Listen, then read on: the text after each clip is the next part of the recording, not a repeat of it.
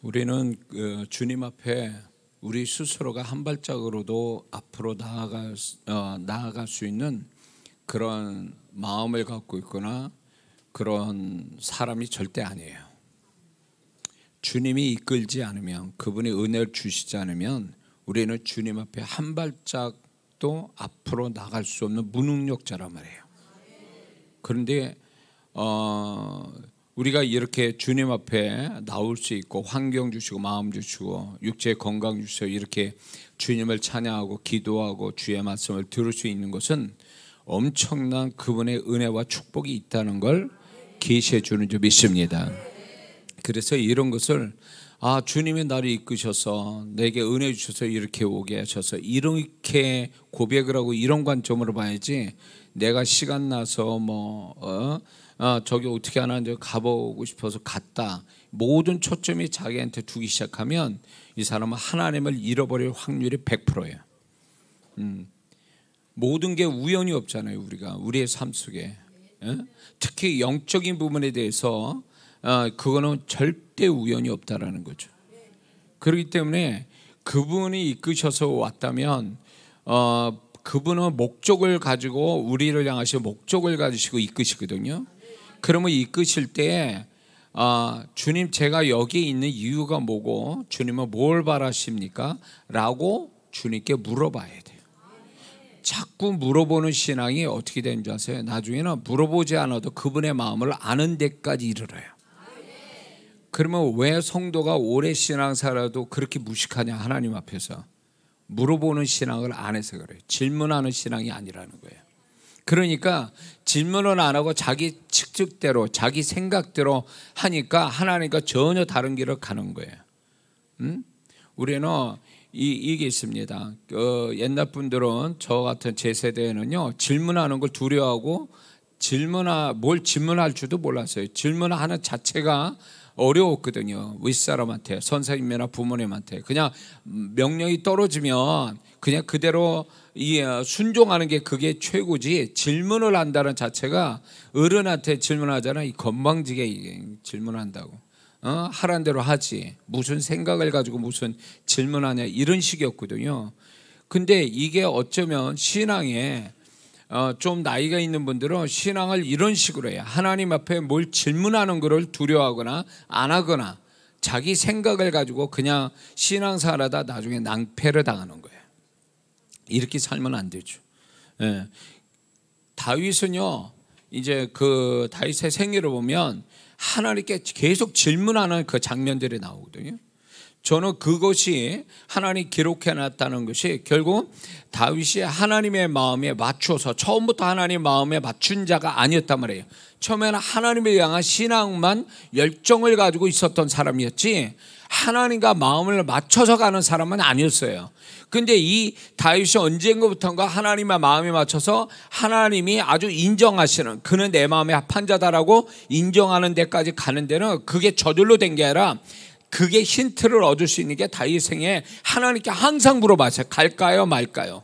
칠까요 치지 말까요? 이런 식으로 아주 어린아이 같은 질문을 하나님께 아뢰는 거예요. 근데 그게 그 단편적으로 그 기록만 나왔지, 사실은 다윗의 생애를 어떻게 보면 전체로 보면 이것이 항상 그의 신앙의 주류를 이루고 있었다라고 저는 생각 들어요. 그렇기 때문에 하나님의 마음을 많이 질문하면 많이 대답을 주시겠죠. 그런 많이 대답을 받는 가운데 하나님이 이런 생각 가지고 계시구나, 이런 마음을 갖고 계시구나, 이걸 저절로 알게 된 거예요. 그러니까 뒤에 가서는 다윗은 질문을 하지 않아도 그분의 마음을 읽고 그냥 그대로 행할 수 있는 그 단계까지 갔다, 그 얘기예요. 그러니까 이게 하나님이 왜 다윗에게 이런 신앙을 우리에게 보여주냐면, 우리가 결국 그런 신앙으로 가야 된다라는 거예요. 내가 선하다고 내 마음대로 막 가버리는 거, 그건 하나님의 계획대로 사는 게 아니에요. 아무리 선하고 열심히 해도 하나님의 계획대로 가려면 우리가 알지 못하니까 그 하나님께 계속 물어보고 가야 돼요. 우리가 길을 가다가 낯선 데 가면은 내비게이션 없을 때 지도책 가지고 다니는데 지도책 가지고도 잘 모르는 길이 있단 말이에요. 그러면 방법은 한 가지예요. 그 현지에 사는 사람한테 물어보며 가는 거예요. 그게 잘 가는 거죠. 근데 자존심 강한 사람은 안 물어봐. 안 물어보고 이제 지 멋대로 가다가 고생하는 거지. 뺑뺑 돌고 말이에요. 그거는 어리석은 거잖아요. 그러니까 우리의 신앙도 하나님 앞에 계속 이렇게 물어보면서 더듬어 가는 거, 그분이 바라시는 대로 흘러가는 거, 이 신앙이 잘하는 신앙이고 이게 잘 되는 인생인데, 그리고 그런 존재가 되어가는 건데 우리는 그런 신앙을 못 배웠고 안 한다라는 거죠. 알면서도. 왜냐? 교만해가지고 자기 지혜를 믿고 자기 생각을 믿고요, 그리고 자기가 가지고 있는 환경이 진리처럼 믿는 거예요. 그러니까 그것이 하나님이 돼버린 거예요. 그게 자기 생각이 하나님이요, 환경이 하나님이요, 내가 신뢰할 수 있는 그 사람이 하나님이 돼버린 거예요. 그러니까 진짜 하나님은 아니죠. 가짜 하나님을 자기가 설정해놓고 사는 거예요. 그러니까 진짜 하나님은 사이드에 한 구석탱이에 있는 존재로만 인식이 되는 거예요. 그러니까 그의 인생이 잘 될 수는 없는 거예요. 아무리 그 사람이 그렇게 해서 돈을 벌고 뭐가 된들, 하나님은 넌 그건 나하고 상관이 없는 거야. 응? 그게 나하고 무슨 관계냐, 이렇게 말씀하신다는 거죠. 그분이 개입된 것만 그분이 인정하고 그거를 가치 있게 여기신다는 걸 알아야 돼요. 응? 그래서 예수 믿는 사람이 지금, 제가 이제 가끔가다 그런 얘기도 메시지 전하지만, 하나님을, 성경에 있는 그 하나님이 아니고 자기가 만들어낸 우상 같은 하나님이 있어요. 뭐냐면 자기 편한 대로 만들어 놓은 거예요. 내 하나님은 이런 하나님. 근데 성경적이지 못하던 거죠. 자기 편한 대로 만들어낸 거니까. 근데 그 하나님이 뭘 줍니까? 가짜 만든 우상 같은 하나님이 자기한테 뭘 주냐고. 자기 편한 대로 만든 하나님을 가지고.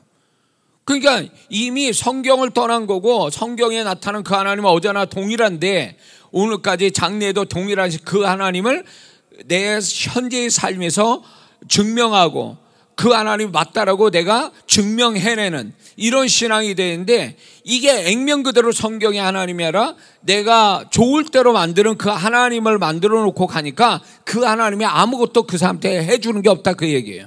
그러니까 많은 사람들이 오늘날 그 구약에 드러나는 그 우상이 하나님이 미워하는 자지만, 오늘날 정말 성도 속에 그 자기 우상이라는 게 존재하고 있단 말이에요. 근데 그 우상이라는 게 어떻게 보면 자기가 하나님 대신하는 자기가 우상이 되고, 또 다른 형태가 뭐냐면 성경의 하나님이 아니라 자기 편리대로 만들어 놓은 또 하나님, 전혀 성경적이지 못한 하나님, 이게 또 하나의 우상으로 그 사람 심령 속에 자리 잡고 있는 거죠. 그거대로 살아가는 거예요. 조심해야 돼요. 그래서 신앙생활을 영적인 멘토가 있어서 지도받고, 잘못됐으면 잘못됐다고 지적도 받고, 그리고 신앙을 바로 말씀과 그 하나님을, 이제 성경에 있는 그 하나님을 현재 그 하나님과 동일하게, 내가 섬기는 그 하나님, 함께 하신 하나님이 동일한가를 늘 점검하고, 이거에 대해서 분별력을 갖기 위해서 또 영적인 멘토를, 정말 영적인 멘토가 있고, 이렇게 돼야 안전하게 신앙이 하나님께 인정하는 신앙으로 가는데, 영적인 멘토가 없는 거예요. 다들 자기 혼자서 신앙생활을 하니까 기준점도 없고 기울어진 어떤 신앙을 가지고 그게 정말 하나님이 인정할 거라고 생각해요. 근데 목사의 눈으로 볼 때는 그 신앙이 인정받지 못할 신앙이라고요. 잘못돼도 한참 잘못돼 있어. 성경적이지도 못해. 과거의 성경에 나타나는 그 하나님이 아니에요. 이 사람이 현재 그 하나님은 과거와 동일한 하나님이 돼야 되는데, 자기 좋을 대로 만들어 놓은 하나님을 만들어 놓고 신앙생활하니까 이 사람은 착각에 빠져 있는 거죠. 그러니까 이런 사람은 하나님의 증거가 없어요. 하나님이 함께 하신다는 증거가 실체적으로. 왜냐하면 가짜 하나님을 섬기고 사는 거니까. 조심해야 돼요. 오늘날 성도분들이 이렇게 서로 신앙적인 걸 나누면서 서로 내가 이게 잘못됐구나, 저분한테 이게 저런 게 저렇게 하는구나, 그러면서 한 수 배우고 또 자기 신앙을 균형 잡고 더 발전해가는 이런 커뮤니케이션, 영적인 어떤 이 소통이 있어야 되는데 오늘날 성도들이 영적 소통을 가지고 사는 신앙사 하는 사람이 별로 없어요.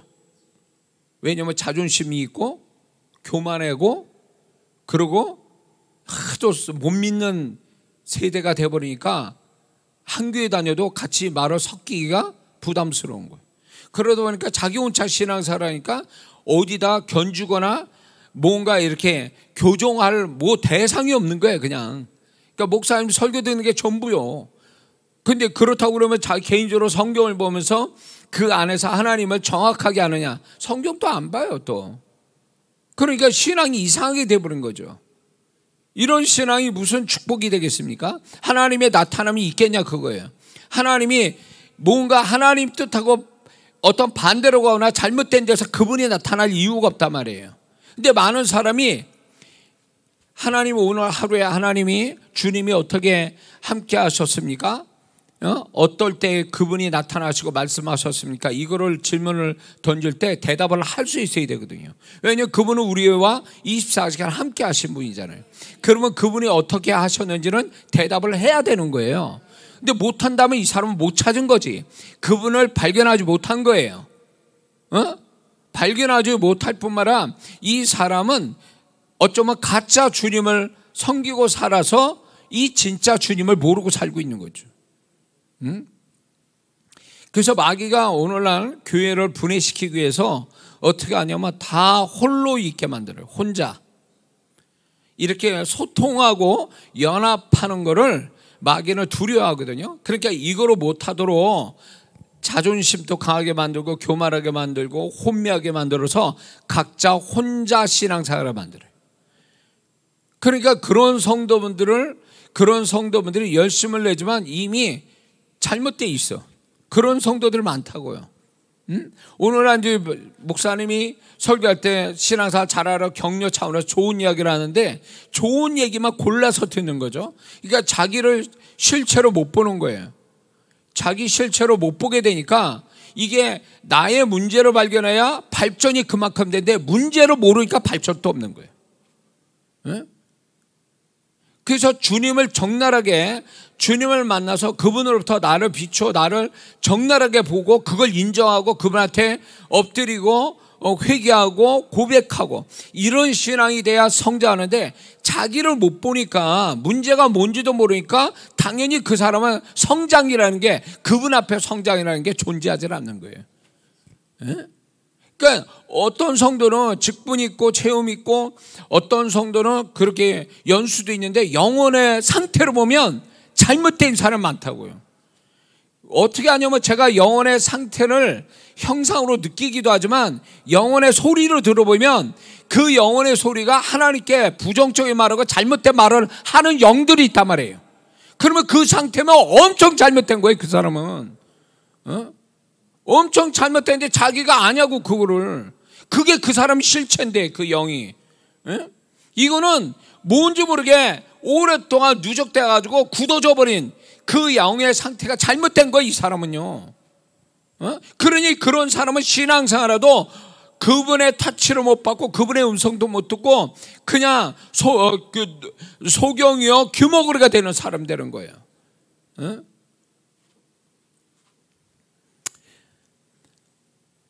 모르면 주님께 그냥 질문을 하세요.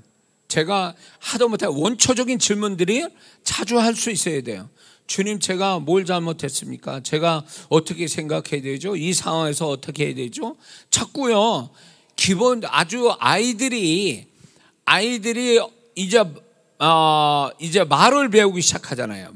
어린 아이들이 말을 배울 때 아이들의 특성을 아십니까? 말을 배우기 시작하면 아이들의 특성이 뭐냐? 질문을 많이 해요. 이게 뭐야? 저게 뭐야? 이래요.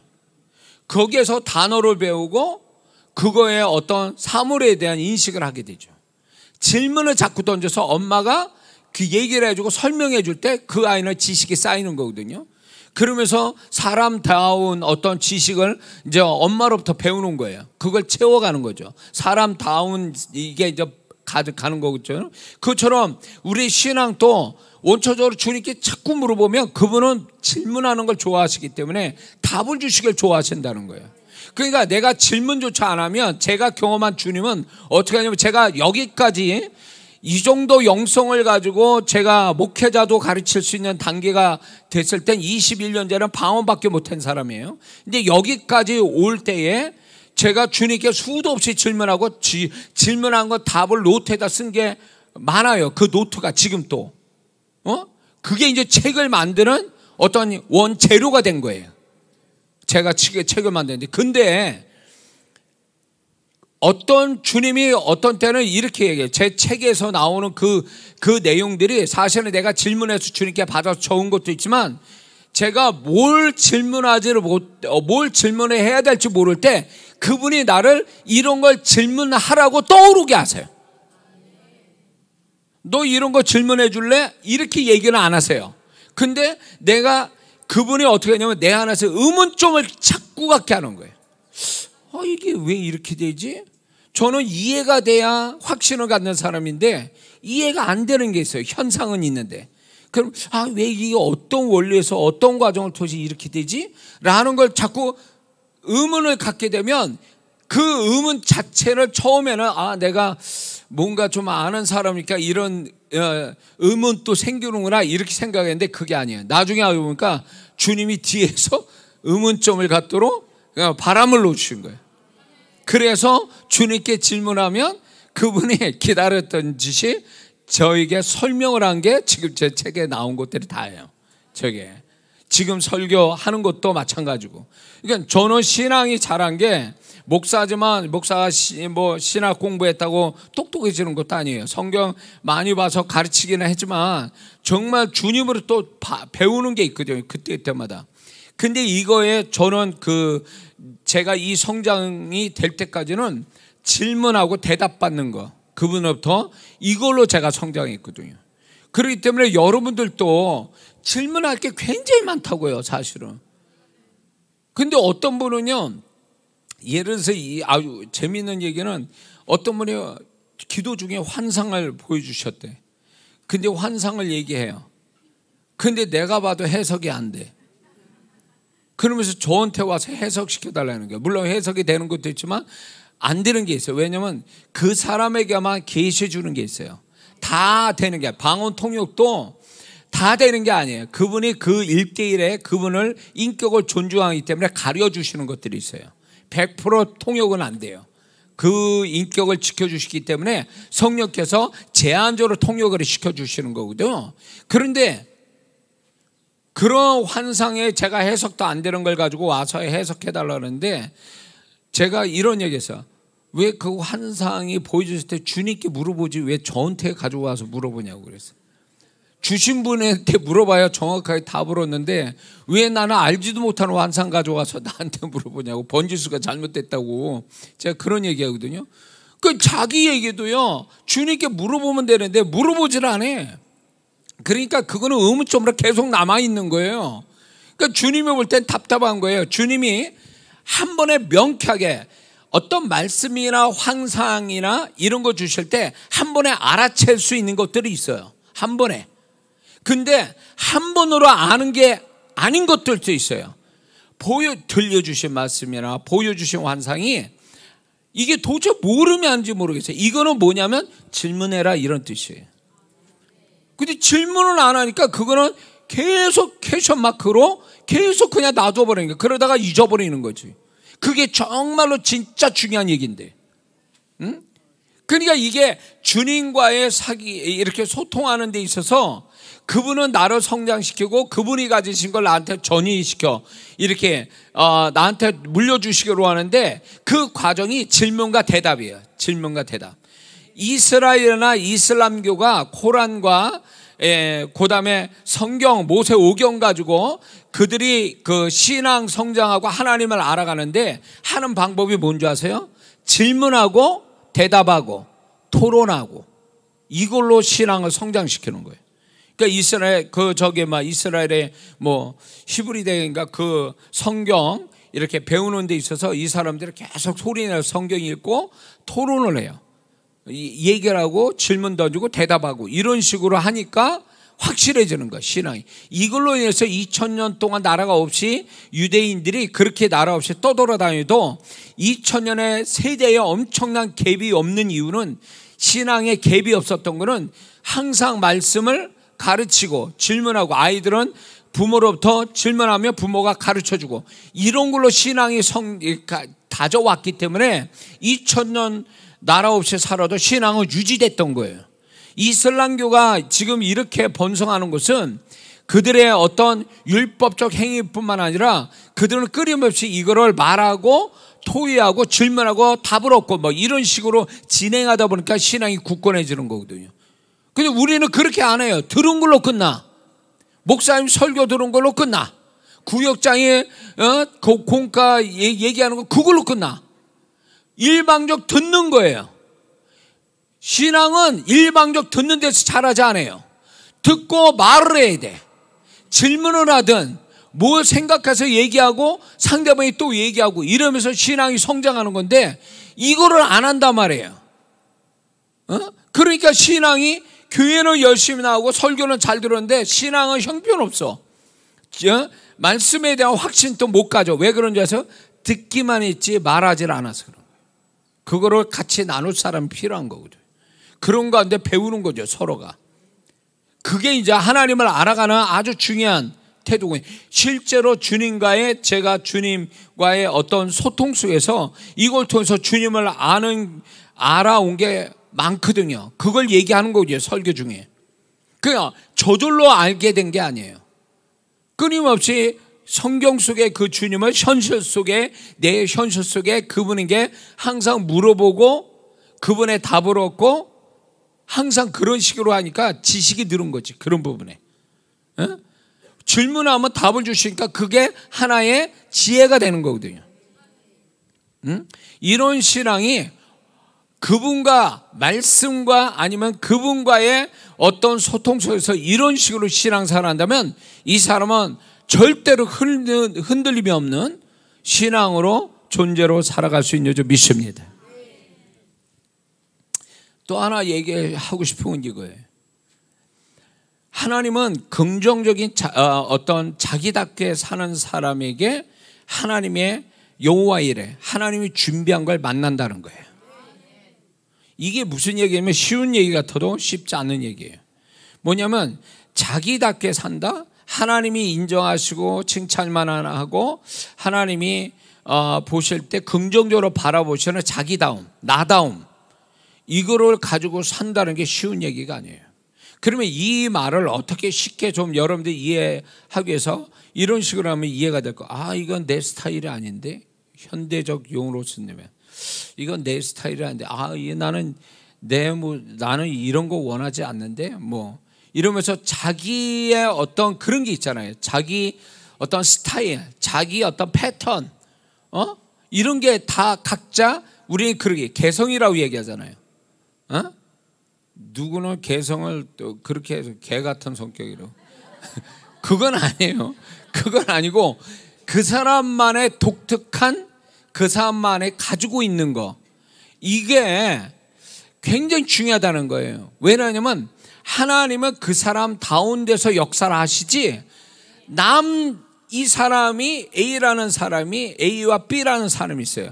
그러면 A라는 사람이 아무리 못났고 B라는 사람이 잘났다 해도, 못난 그 사람이 세상 관점으로부터 못났더라도 그 못난 부족한 모습대로 자기답게 살아갈 때 하나님 거기에서 예비된 축복들이 항상 만나지는 거거든요. 근데 A라는 사람이 열등 강해져서 B라는 사람을 닮아가고 B라는 사람을 흉내내고 B라는 인생으로 살려고 몸부림친다면 이 사람 인생 끝난 거예요. B라는 사람은 B라는 그 사람이 인생 다운돼서 하나님이 역사할 뿐이지, 내가 그 사람이 좋고 좋아 보인다 해서 그 사람을 닮고 그 사람의 어떤 그거를 닮아가려고 흉내내려고 한다면 하나님의 역사는 전혀 못 본다는 거죠. 근데 오늘날 많은 사람들이 모방하고 흉내내고 이런 걸로 인해서 자기다움을 잃어버려요. 자기 칼라를 잃어버려요. 자기다운 개성, 하나님 볼 때 너는 그게 너한테 잘 맞아, 이런 게 그냥 남의 옷 입는 게 아니라 내 옷 입은 것 같은 삶, 어떤 생각, 어떤 스타일, 어떤 이런 것들이 결국 하나님은 그 속에서 그 사람다운 인생의 길에서 그 사람다운 어떤 축복을 주시는데 그걸 놓치고 간다는 거예요. 이거는 제 인생에 42년 전 42년 살고 하나님이 내 인생이 왜 그렇게 안 되는가에 대한 해답 하나가 바로 이거였어요. 너는 너답지 않게 살았다는 거예요. 죄 짓고 산 건 아닌데 너답지 않게 살았다는 거예요. 너는 늘 남을 보며 열등감 빠져서 잘 되는 거 보면 그거 흉내 내려고 애쓰고 그리고 남의 인생처럼 살려고 했다는 그것 때문에 너는 너답지 않았기 때문에 내가 너를 축복할 수 없다라는 거예요. 그러니까 가만히 나를 보니까 나에 대해서 너무 열등감 갖다 보니까 나다운 거를 굉장히 부끄러워하고 수치스럽게 생각하고 별거 아닌 것처럼 생각하는 거예요. 남들도 남을 이렇게 좋게 보는 것도 아니고 존중해 주는 것도 아니니까 그런 걸 감추고 이런 걸 난 부끄러움 속에 열등감 속에 살아서 그거를 메꾸기 위해서 다른 사람 인생을 자꾸 들여다보고 그거 좋은 거 있으면 여기서 조금 저기서 조금 이러면서 내 인생을 이렇게 만들었는데 보니까 모자이크야. 이것저것 막 사람들을 막 짬뽕해가지고 막 만들어낸 그걸 가지고 내가 살아가다 보니까 나다운 건 하나도 없어. 남다운 거야 그냥 다 어떤 누가 A, B, C, D, E, F, G 그 사람들 것만 잔뜩 가지고 살아가는 거지. 그러니까 나는 나름대로 열심히 살았다고 그래. 그 사람들을 모방하고 그 사람 걸 가져다 쓰고 막 이렇게 했는데 결국은 내 열심일 뿐이지 열심의 결과는 아무것도 없어요. 그러니까 너무 슬프고 너무 허무한 거예요. 하나님 내가 죄 지으려고 그런 것도 아니고 왜 내가 이렇게 열심히 사는데 왜 나한테 축복이 없냐고 왜 수고의 열매조차도 없냐 그러니까 너답게 살지 않아서 그렇다는 거예요. 제가 이제 우리 침례교회 이동원 목사님이 있어요. 설교 잘하셔요.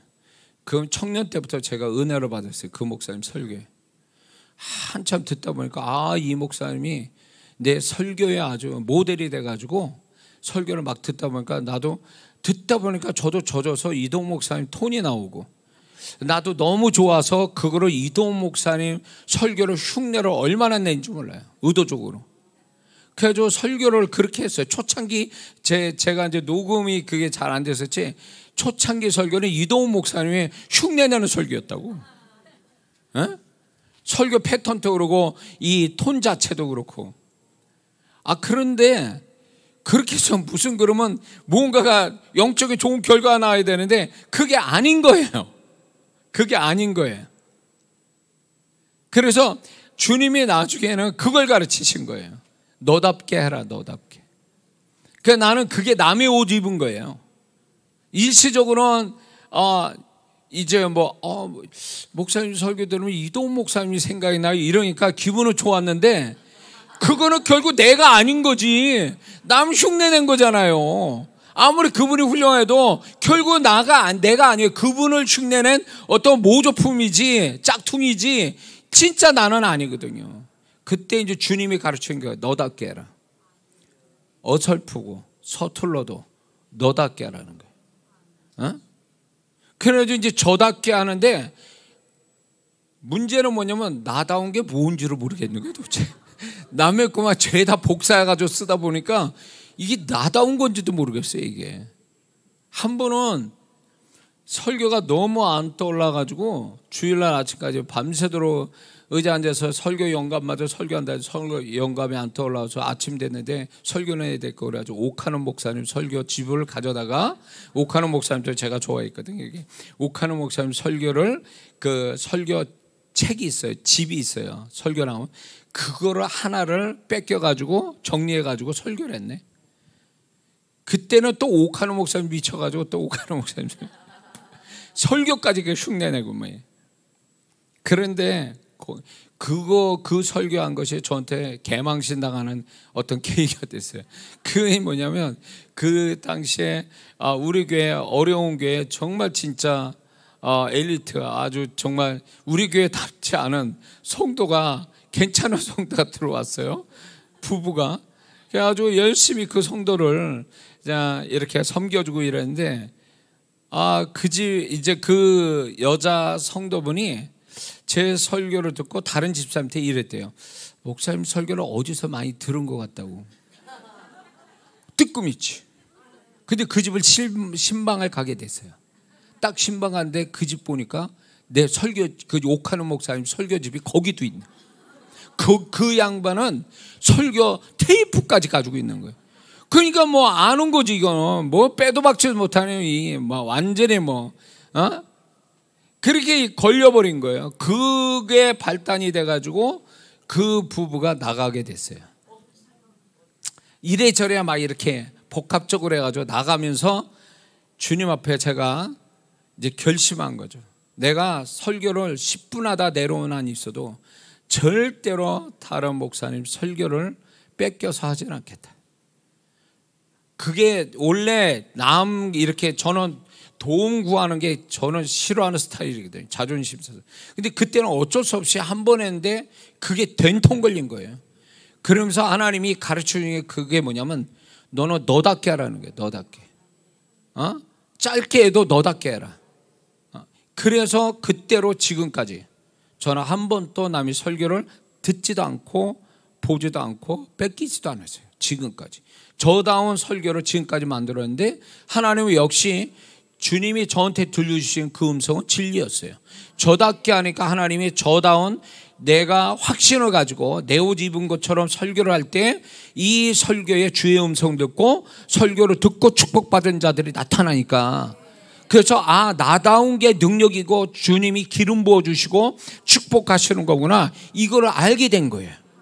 그래서 지금 또 이제 제가 교만해서가 아니라 다른 목사님 설교를 안 들으려고 하는 게 뭐냐면 그분도 듣다 은혜 받으면 나도 모르게 이게 복사가 될까 봐 그래서 안 듣는 거예요. 왜냐면 은혜를 받는 그 목사님 자꾸 듣다 보면 나도 모르게 거기 이렇게 동화되거든요.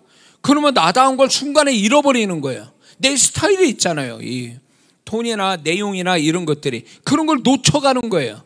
그러면 그때부터는 성령의 기름 부음이 사라지는 거예요. 그 성령의 기름 부음과 역사가 오는 건데 남의 거 가지고 하는 사람은 성령의 기름 부음이 없어요. 남의 거 가지고 자기답지 않고 남의 인생 사는 것처럼 사는 사람은 여호와 이를 경험 못해요. 이 사람은 하나님 수고의 축복을 못 받습니다. 왜냐하면 하나님은 항상 그 사람 가운데서 준비된 것들이 있어요. 그거를 자기답게 사는 데서 만나지는 거지 남의 인생 살듯이 하면 그건 자기다운 데서 오는 거 다 놓치고 가는 거예요. 그래서 여기서 자기 인생 사는데 왜 나는 가면 갈수록 빈털털이 되고 수고했는데 열매는 없고 왜 하나님은 꼭 나를 황무지에 홀로 서 있게 만드는 같은 기분을 들게 하냐고 만약에 그런 의문점을 갖고 질문을 하나 이렇게 한다면 바로 이거예요. 내가 힘들면 저쪽 가서 또 저 사람답게 살고 또 이런 문제가 살면 또 저 사람 또 흉내내서 살고 그러니까 이게 자기다운 어떤 지조라고 그러게 뭐하고 주관을 가지고 소신을 가지고 그래 난 죽어도 나는 절대 난 그렇게 하고 싶잖아. 나는 내 스타일은 이거야. 하나님 내가 이르기로 작정하고 나는 이게 맞습니다. 이렇게 하는 게 그러니 제가 이렇게 할 테니까 저를 도와주세요. 이럴 때 그 사람을 돕는 역사가 오거든요.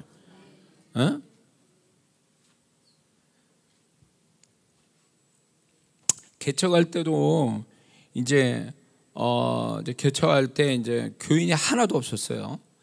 하나님 뜻 가운데 제가 정말 진짜 주님 앞에 처음부터 정말 부끄러움 없이 개척한다고 그래가지고 교인 또 하나도 없는데 알지도 못하는데 이제 제 아내하고 둘이서 개척을 했어요.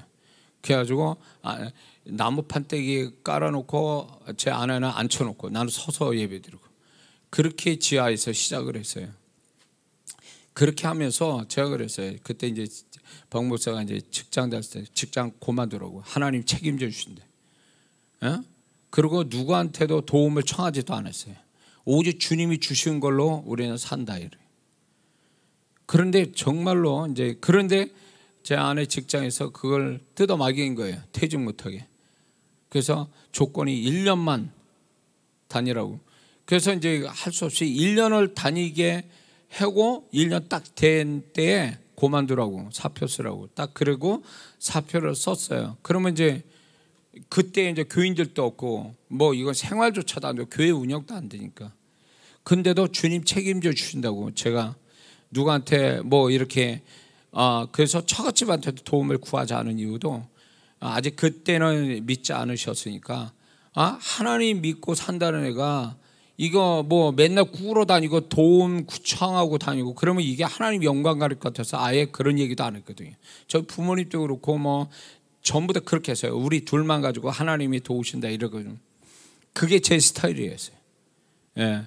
그런 스타일로 그렇게 했는데 이제 그만두라 그러니까 이제 다 이제 정말 중요한 수입이 또 끊어지고 이러는데 정말 진짜 그때 딱 직장 그만두니까 꼭 누가 우리 사정을 아는 것처럼 큰 교회에서 나하고 전혀 상관이 없는데 그 교회에서 우리 교회를 선교 지원한다고 딱 지정이 됐다는 거예요. 그래서 거기서 다 나와서 그분들이 와가지고 봐가지고 그걸 가지고 저를 또 도와주고 그런데 또 한 교회 또 제가 알고 있는 그 목사님이 이제 제가 개청한다니까 생각지도 않게 거기 선교회에서 또 와서 도와주고 그렇게 해서 이제 그게 목회가 진행이 됐던 거예요. 그러니까 하나님은 만약에 제가 막 여기서 손 벌리고 도와주세요 저는 그 스타일이 아니거든요.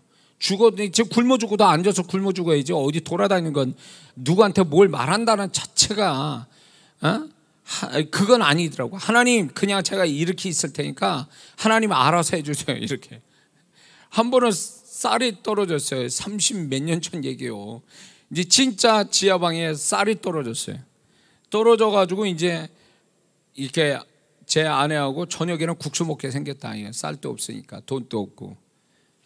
그래가지고 그게 나는 우습더라고요. 웃기더라고요. 선배 몇십 년 전에 선배 목사님들이 했던 그 개척회 그 모습이 내 모습이 된 거예요. 근데 이제 그렇게 웃음이 나면서 이거 오늘 저녁에 국수 먹게 생겼구나 이런데 그 낮에 제가 섬겼던 교회에서 뭘 알았는지 얘기도 안 했는데 쌀가마 하나를 들고 왔어요. 이거 사실에 이거 거짓말 안 해요. 제 아내도 있으니까. 근데 정말 이게 기가 막히게 타이밍이 어떻게 이렇게 맞지? 그러니까 하나님은 이제 내 자존심, 하나님을 향한 그 영적인 자존심을 무너뜨리지 않고 내가 그 영적인 자존심을 지켜가면서 이게 나다운 거다. 굶어 죽어도 앉아서 굶어 죽는다. 이런 마음을 갖고 있으니까 하나님이 정말 내 스타일대로 역사하시는 거예요. 내가 안 가니까 오게 하시더라고요. 근데 이런 분이 있어요. 그냥 좀 도움될 것 같으면 쪼르륵 가가지고 도와주세요, 살려주세요. 이런 분들이 있어요. 그분의 스타일이에요. 뭘 할 수가 없어. 그래서 그렇게 아주 도움받고 막 살아가는 분들이 있어요. 근데 그게 잘못됐다는 게 아니에요. 그분은 그분 스타일이고 그게 능력이에요. 가면 도와줘. 말만 하면 도와줘. 근데 저는 그게 아니란 말이에요. 저는 그렇게 말하지 못하고 그런 얼굴도 안 돼요. 그게. 그러니까 주님 저 아시죠? 제 스타일을. 못합니다 그거. 저는 못합니다. 그러니까 그냥 있겠습니다. 그러니까 주님이 어떻게 해주세요. 그러면 와요. 날 가만히 있는데 와요. 이게 잘났다는 게 아니라 스타일이 그러니까 그런 거예요. 지금 또 제가 이제 20년, 21년간 집회를 다니고 뭐 센터에서 제 센터 집회하고 개교회마다 집회하던 거 국내 해외를 이렇게 다녔잖아요. 한 번 또 내가 전화 걸어가지고 우리 집회합시다 이런 말 한 적이 한 번도 없어요. 왜냐? 주님은요 내 스타일을 아세요. 넌 가만히 있어. 네 스타일이 그거니까 내가 이미 알고 있으니까 넌 가만히 있어. 그 사람들이 올 거야. 전화가. 그러면 전화가 와요. 그리고 전화를 받고 집회해달라고 그럴 때 하나님이 어떻게 이걸 집회할까요 말까요? 그러면 주님께서 가려서 이렇게 이건 가라, 이건 가지 마라. 한때는 해외에서 집회 요청이 왔는데 가지 마라. 그래가지고 캔슬난 해외 집회도 있었거든요. 그러니까 주님이 일이잖아요. 주님이 결정권자잖아요. 그러니까 저는 주님의 뜻대로 저는 그냥 또 이렇게 저는 명령받아서 순종하는 것이 군소리 안 하고 그냥 시키면 하는 대로 이런 스타일이다 보니까 주님이 가지마 그러면 뭐 이유를 묻지 않고 예 알겠습니다 딱 전화가 캔슬 딱 이렇게 놓고. 그런데 그분이 지금까지 제가 지금 또 지키는 게 저는 누구한테 뭐 합시다 뭐 도와주 이런 소리 안 하다 보니까 하나님이 전화 오게 만들어서 진행이 되게 하시더라고요. 이게 제 스타일이에요. 한 번은 초창기 때 저도 마음이 약해가지고 교회도 어렵지 사택도 어렵지 그러니까 여기서 집회가 끝나면 다음이 연결될지 안 될지도 모르는 거예요. 이게 돼야 되는데 그래가지고 불안한 마음이 있어서 이제 친분이 있는 목사님한테 전화를 했어요. 자존심 제 스타일답지 않게 전화해서 어떻게 교회가 어떻게 집회를 어떻게 한번 해볼래? 그런데 집회가 캔슬이 됐어요. 안 됐어요. 자존심은 자존심대로 구겨지고 그분은 사정이 있어서 못하게 했는데 그게 주님의 뜻이었던 거예요. 왜 너는 네 스타일 지키지 않니? 나는 너답게 하는 데서 역사를 하는데 너는 왜 먼저 선수 쳐서 그 아쉬운 마음으로 전화를 하지? 그걸로 부끄러움 당한 이후에 지금까지 한 번도 내가 먼저 전화 건 적이 없어요. 그러니까 하나님은 저답게 역사해 가는 거예요. 저답게. 하나님이 제가 또 제 간증인데 해외 집회 해외를 나가고 싶은데 이제 우리 동기들도 있고 이제 돈 모아서 해외 여행도 가고 막 이러더라고요. 근데 그때는 돈도 없었지만 이제 어떤 마음의 여유도 없고 그러니까 이제 핑계대고 못 간다고 일이 있어서 못 간다 이렇게 했어요. 그러면서 제가 하나님 앞에 이런 걸 하나 걸어놨어요. 하나님 제가 절대로 지금 목회도 어렵고 열심히 내야 되는데 해외여행 가는 건 하나님 뜻도 아니고 저는 이게 죄가 돼서 못 갈 것 같습니다. 그러니까 하나님 제가 해외를 나갈 때는 집회로 나가게 해주세요. 그 기도해놓고 갈등 가졌어요. 왜냐면 계속 뭐 여행 가자 뭐 어쩌고 그냥 이런 것들이 자꾸 얘기가 나오니까 유혹이 된 거예요. 이걸 어떻게 그러면 이거 약속을 깨고 가야 되는 게 맞는 건가? 근데 저는 또 말을 내뱉기 때문에 절대로 이거를 또 번복할 수 없는 또 성격이 있으니까 이거는 지켜줘야 된다. 하나님과 약속했기 때문에 그래가지고 제가 기다렸죠. 예. 하나님 나갈 때는 반드시 처음 해외 나갈 때는 집회로 나가겠어요. 그거 기도하고 몇 년 만에 처음 해외 집회를 시카고에 가게 됐죠. 해외 집회를 해외라고 처음 나간 게 집회로 나간 거예요. 미국 시카고에 그 집회를 거기서 하게 됐죠. 그래서 하나님이 저의 믿음의 어떤 성격을 아시니까 테스트 하신 것 같아요. 얘가 얘 믿음을 스스로 버린가? 아니면 또 인간적인 생각으로 핑계대고 변명되고 어떻게 할 건가? 이거를 보신 것 같아요. 근데 저는 또 한번 그분에게 약속하면 지켜줘야 되는 거니까 이제 그랬는데 내 스타일대로 그렇게 하니까 주님이 또 지켜주셨어요. 정말 처음 나갈 때 그렇게 집회로 나가게 해서 집회를 할 수 있게 해외를 나갈 수 있게 해주셨다는 거죠. 그러니까 제가 지금 얘기하는 게 뭐냐면 저의 스타일이에요. 이거는 누구의 스타일이 아니에요. 저만의 저답게 하는 거예요. 근데 저답게 하는 걸 주님이 기뻐하시더라 그거죠. 그렇다면 여러분의 인생도 가만히 보세요. 남의 거 짬뽕에다 쓰는 나다운 건 하나도 없고 남의 것만 덕지덕지 붙어서 그걸 나라고 생각하고 간다면 그 사람은 엄청난 손해를 보는 거예요. 응? 하나님이 그러면 제가 아까도 얘기했지만 그냥 주님께 저다운 게 뭐냐고 원초적으로 질문을 하세요. 그냥 원색적으로 그렇게. 하나님, 저는 저다운 게 뭡니까? 그러면 그 사람이 타고난 성품과 하나님이 그 사람답게 빚어주는 어떤 것들이 있어요. 그거를 놓치면 안 돼요.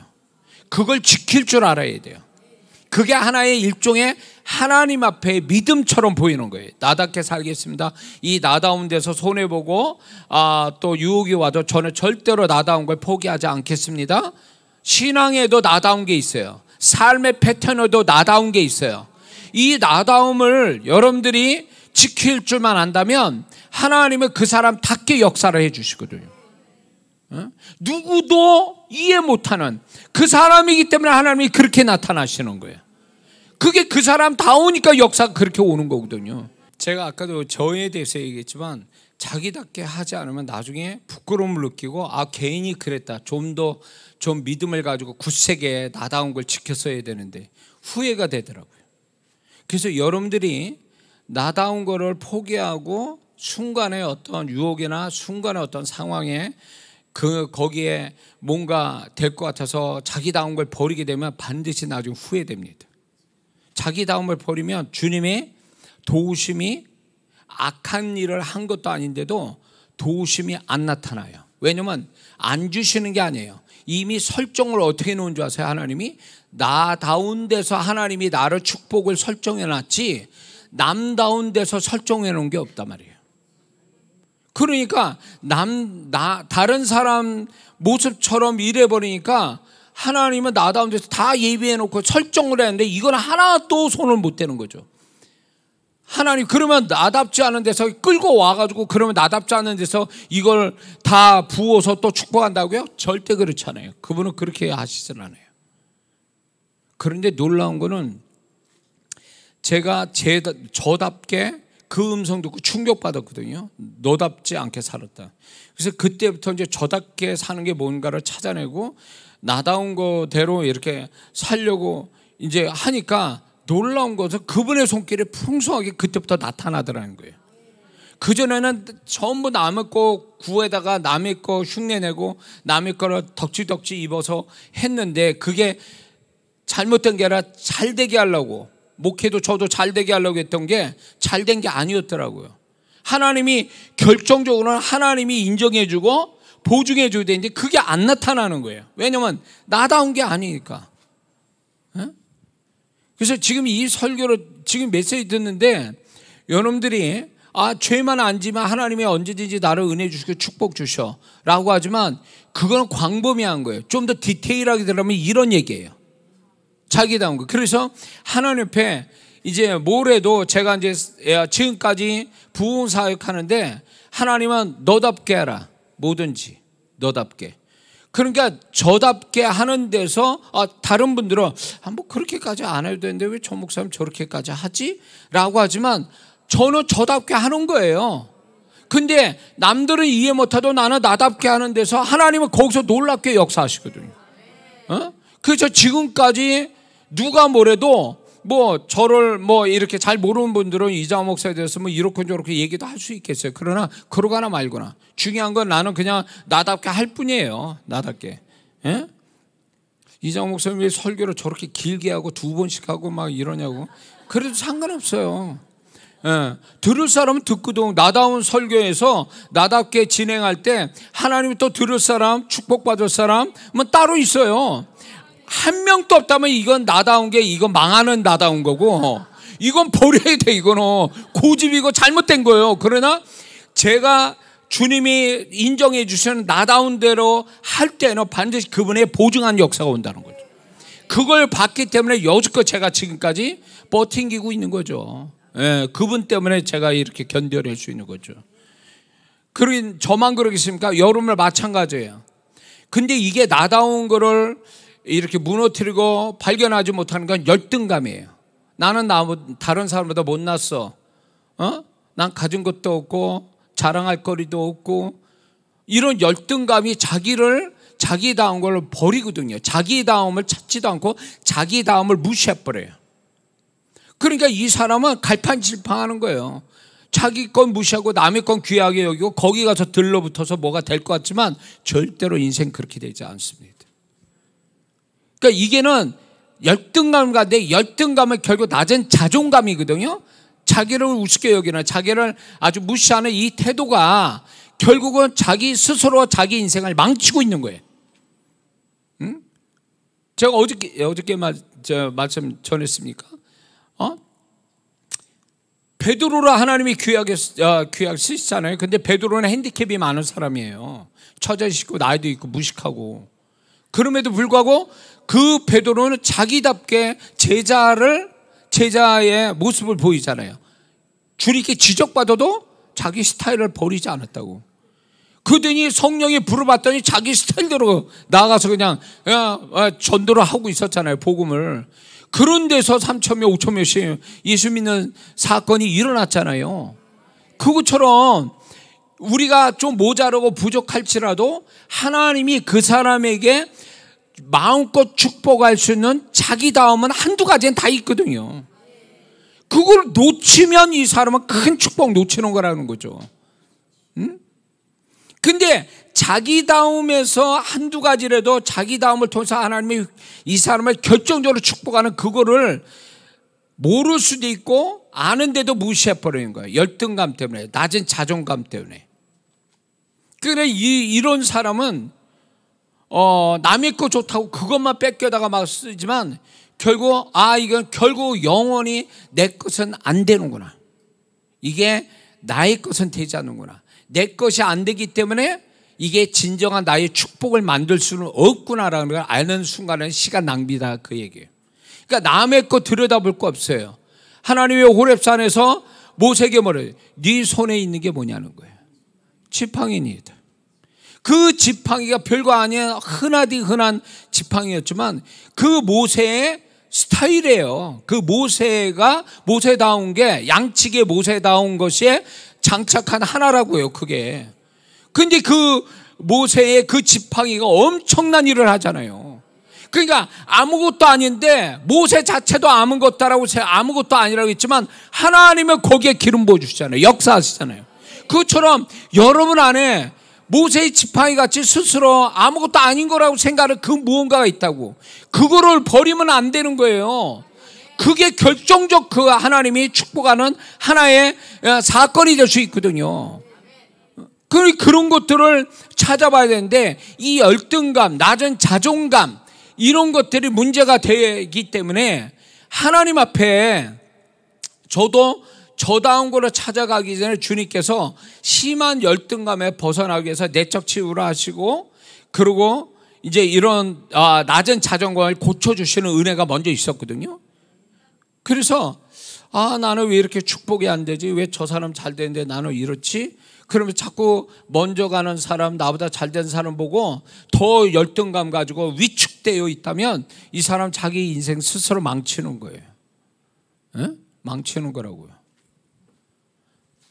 오늘날 참 저는 이게 어떤 신앙 안에서 굉장히 계시적인 거다라는 게 뭐였냐면 옛날에는 똑같아야 돼요. 조금만 틀리면 왕따 당하고 조금만 틀리면 지적받고 조금만 틀리면 무시당했어요. 그렇죠? 옷도 그렇고 다 그래야 돼. 옛날엔 그렇게 획일적이었단 말이에요. 근데 지금은 뭐라고 얘기하냐면 뭐 뚱뚱해도 짧은 치마 입어도 개성 있다 이렇게 보는 거잖아요.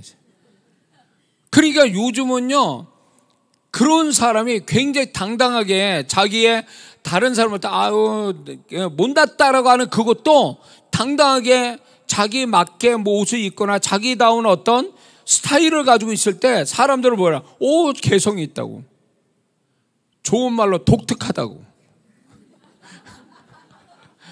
독특하다란 말이 어떻게 보면 칭찬 같기도 하지만 무시하지 않기 위해서 쓰는 용어일 수도 있긴 있어요. 그러나 그거나 말거나 그런 사람들이 자기 핸디캡이 있음에도 불구하고 그런 걸 당당하게 드러내거든요. 근데 그 모습이 정말 저는 보기 좋은 거예요.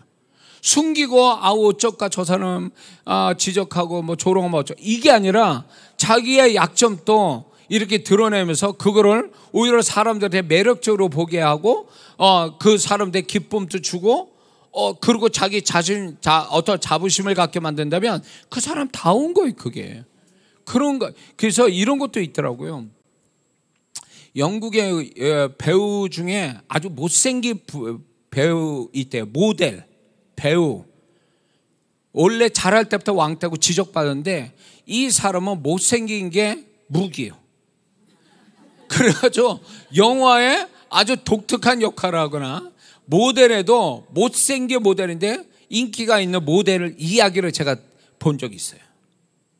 그러니까 지금 세상은요, 다 개성에 맞게 자기답게 살아간 걸 환영해 주는 세상이에요.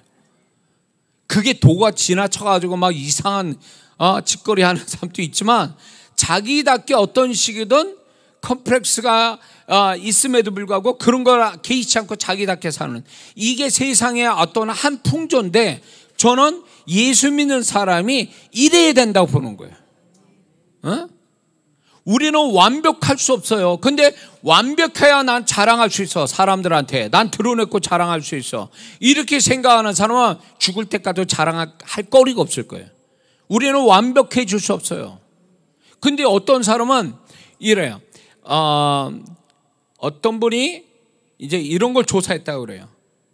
성공한 사람은 자기의 장점을 극대화시키는 데 열심히 내고, 실패하는 사람은 약점을 보완하느냐고 애쓰다가 망친다는 거예요. 공감하십니까? 우리는 어차피 약점이 많은 사람이에요. 근데 약점 가리다가 시간을 다 보내.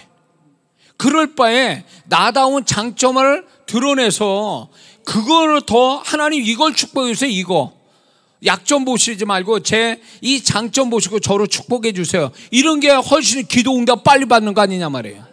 근데 그냥 약점에 붙들고 하나님 울고불고 하고 막 회개나 하고 막 계속 이런 식으로 막 시간 보내. 장점은 놔둬버리고. 그러니까 이 사람은 하나님 볼 때 답답한 거예요. 장점을 좀 쓰려고 그러는데 장점은 얘기는 안 해. 자기 컴플렉스 때문에, 자기 열등감 때문에 그런 걸 무시해버리고 있으니까. 그러면 이 사람은 아무것도 되는 게 없는 거예요. 하나님이 우리를 축복할 때 완벽하기 때문에 축복하시는 게 아니에요. 하나님은 그 사람을 축복할 때 하나님의 마음에 드는 한 가지만 있으면 그 한 가지로 그 인생을 바꿔놓으시거든요. 여러 개 가질 필요 없어. 그 한 가지만 있으면 되는 거예요. 근데 그럼 우리는 그 한 가지를 하나님께 자신 있게 내놓고 그 한 가지에 그걸로 자기답게 살아가는 사람으로 사는 게 아니라 그 한 가지마저도 없애버리는 거지. 그리고 자기 약점에 막 어두운 마음에 그냥 우울해지고 막 그거에 막 잡혀가지고 인생을 잘 살지도 못하는 사람이 얼마나 많습니까? 한국 사람은 유독 그래요. 또 유독. 그래서 약점은 약점을, 물론 그 약점이 좀 자기를 괴롭힐 수는 있으나 약점에다 시간을 다 쓰느니 힘쓰고 에너지 쓰고 돈 쓰고 시간 쓰고 이럴 필요 없이 약점은 약점대로 놔두고 내가 그거 모든 거를 내 장점에, 강점에다가 쓰겠다는 거죠. 그러면 하나님은 그게 맞다. 내가 그 너를 약점이 아니라 강점을 축복하려고 내가 대기하고 있다, 이렇게 말씀할 거라는 거죠. 그래서 예수 믿는 사람이, 제가 제 인생을 돌이켜 볼 때에 나답게 살아가는 데 있어서 그분이 새로운 주님을 만났어요. 그래서 나답게 사니까 비로소 내 스타일에 맞게 역사하시는 그분을 만났거든요. 그러니까 과거에 남 흉내냈던 그 속에서 만나지 못했던 주님을 나답게 사는 데서 선명하게 경험되는 거예요.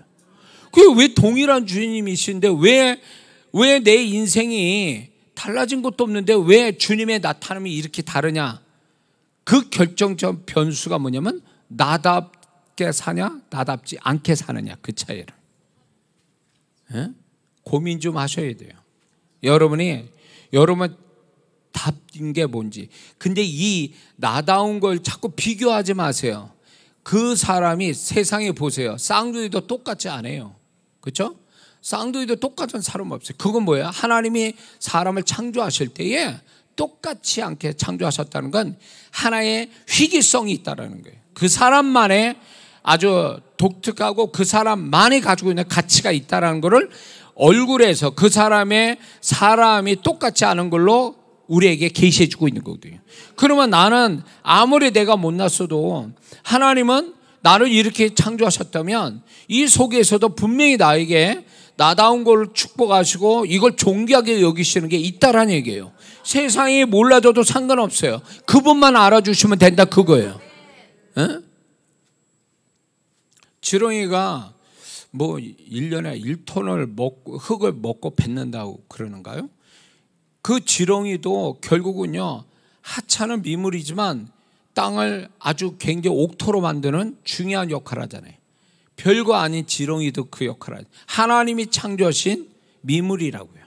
근데 하물며 예수님을 죽이셔서 우리를 살려주신 그 하나님이 우리를 우습게 보시겠으며 아무리 세상 사람이 나를 우습게 보아도 우리는 그분 앞에 존귀한 사람이라고요.